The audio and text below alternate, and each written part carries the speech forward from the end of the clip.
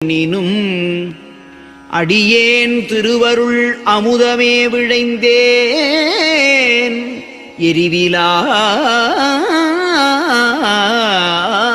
எரிவிலாச்சுவை வேறு எவற்றினும் விழைவோர்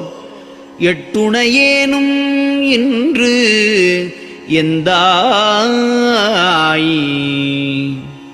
இன்சுவை உணவு பல பல எனக்கு இங்கு எந்தை நீ கொடுப்பிக்க சிறியேன் நின்சுவை உணவென்று உண்கின்றேன் இன்னும் நீ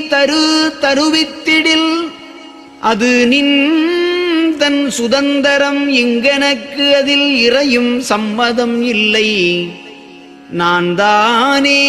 என் சுதந்திரத்தில் தேடு